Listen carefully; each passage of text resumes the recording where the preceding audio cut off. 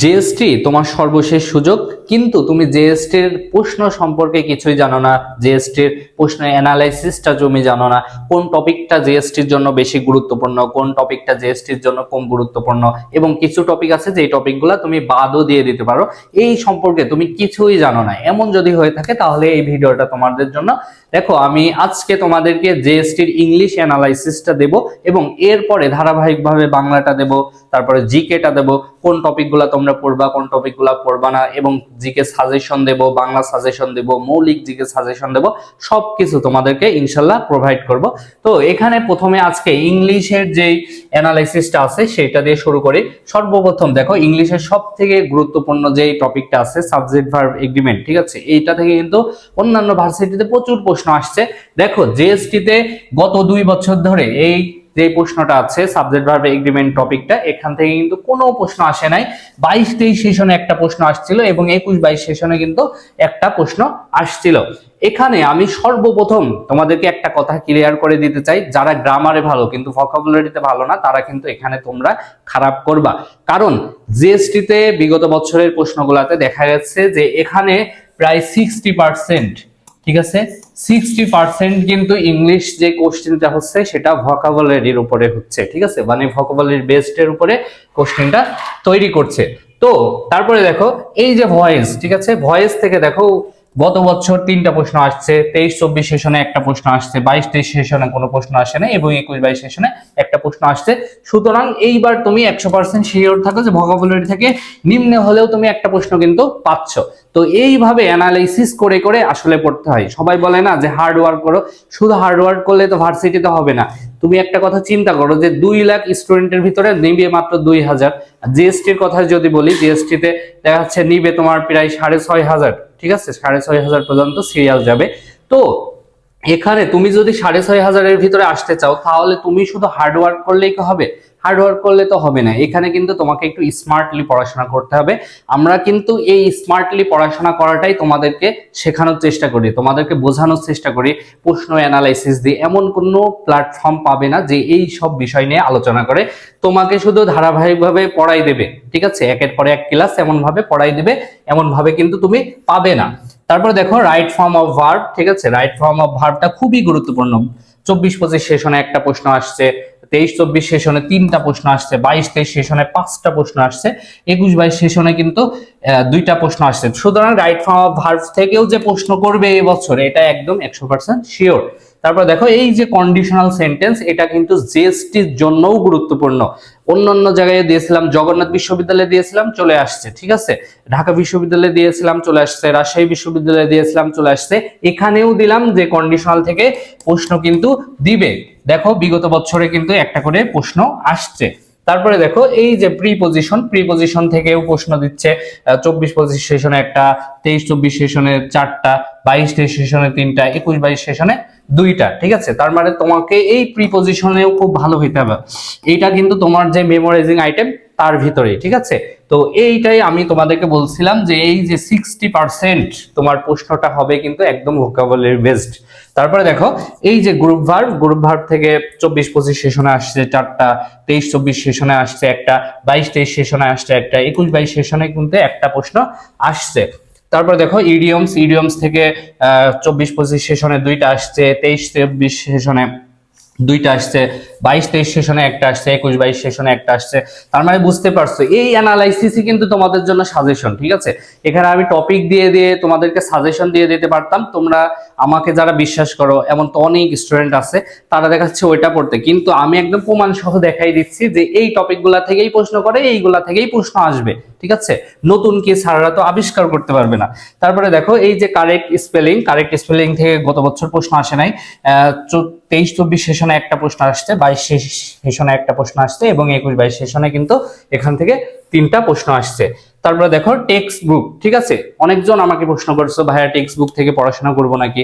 তো টেক্সট বুকের কি পড়তে হবে এটা কিন্তু আমরা খুব ভালোভাবে জানি, একদম 100% শিওর দিয়ে বলে দিতে পারবো যে তুমি টেক্সট বুকের এই জিনিসগুলা পড়ো তাহলে কিন্তু চলে আসবে। তো এই টেক্সট বুক থেকে দেখো 24-25 সেশনে কোনো প্রশ্ন আসছে নাই, তারপরে 23-24 সেশনে 2টা প্রশ্ন আসছে, 22-23 সেশনে কোনো প্রশ্ন আসে নাই, এবং 21-22 সেশনে কিন্তু টেক্সট বুক থেকে 3টা প্রশ্ন আসছে। তো দেখো বিগত বছরে এক বছর আসছে, এক বছর আসে নাই, তারপরে এক বছর আসছে, এক বছর আসে নাই, সুতরাং এই বছর কিন্তু আসতে পারে। সুতরাং টেক্সট বুককে কি পড়তে হবে এটা জানাটাও কিন্তু গুরুত্বপূর্ণ, পুরো টেক্সট বুক তো পড়ে আসা সম্ভব না। তারপর দেখো কারেকশন, এই সেন্টেন্স কারেকশনের ভিতরে দেখো গত বছরে একটা প্রশ্ন আসছে, তার আগের বছরে আসে নাই, তার আগের বছরে একটা প্রশ্ন আসছে এবং তার আগের বছরে কিন্তু আসে নাই। তারপরে দেখো এই যে মিসেলেনিয়াস, তো মিসেলেনিয়াস থেকে গত বছরে একটা প্রশ্ন আসছে, তার আগের 2 বছর আসে নাই, এবং এই যে 21-22 সেশনে কিন্তু এখান থেকে 4টা প্রশ্ন আসছে। তো এই যে অ্যানালাইসিস গুলা আমি তোমাদেরকে দেখাইলাম, এইগুলা গুরুত্বপূর্ণ। সাথে আরো কিছু অ্যানালাইসিস দেখাই যে এই যে টপিক গুলো আছে এগুলা থেকে প্রশ্ন আসে কিন্তু ধারাবাহিক না, ঠিক আছে, এইগুলা থেকে নিয়মিত প্রশ্ন আসে না। একটু দেখো, প্রথমে আছে নাউন অ্যান্ড ডিটারমাইনার, ঠিক আছে। নাউন অ্যান্ড ডিটারমাইনারটা গুরুত্বপূর্ণ, কারণ বিগত 2 বছর ধরে এখান থেকে কিন্তু প্রশ্ন আসছে। দেখো 24-25 সেশনে আসছে, 23-24 সেশনে আসছে, 22-23 সেশনে কোনো প্রশ্ন আসে নাই, 21-22 সেশনে কিন্তু একটা প্রশ্ন আসছে। তারপর দেখো এই যে নাম্বার থেকে বিগত 3 বছর ধরে প্রশ্ন আসছে। অন্যান্য ভার্সিটির জন্য নাম্বার হয়তো তোমরা পড়োই নাই, অনেকজন পড়ো নাই, কারণ ভাবছে যে নাম্বার থেকে তো প্রশ্ন দেবে না, কিন্তু জিএসটির জন্য নাম্বার কিন্তু খুবই খুবই খুবই গুরুত্বপূর্ণ, ঠিক আছে। তারপরে দেখো প্রোনাউনটা তোমরা চাইলে বাদ দিয়ে দিতে পারো, ঠিক আছে, কোনো দরকার নাই প্রোনাউনের, কোনো দরকার নাই, কারণ দেখো বিগত 4 বছর ধরে প্রোনাউন থেকে কোনো প্রশ্ন আসে না, এই টপিকটা জিএসটির জন্য বাদ। তারপরে দেখো ভার থেকে বিগত 2 বছর ধরে কোনো প্রশ্ন আসছে নাই, 22-23 সেশনে আসছে একটা এবং 21-22 সেশনে 2টা প্রশ্ন আসছিল। তারপর দেখো ইউজ অফ মডেলস, ওইটা থেকে হঠাৎ একটা প্রশ্ন চলে আসছিল 23-24 সেশনে, বাদ বাকি কোনো বছর কিন্তু এই মডেল থেকে কোনো প্রশ্ন আসে নাই, সুতরাং এই টপিকটা মোটামুটি বাদ দিতে পারো। তারপর দেখো অ্যাডজেক্টিভ থেকেও একটা প্রশ্ন আসছিল তোমার 23-24 সেশনে, বাদ বাকি বছরে কিন্তু এই টপিক থেকে কোনো প্রশ্ন আসে নাই।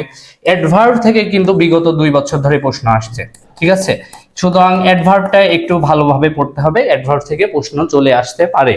তারপর দেখো ইনভার্সন অফ ভার্ব থেকে বিগত 4 বছর ধরে কোনো প্রশ্ন আসে নাই, সুতরাং এই টপিকটাও বাদ।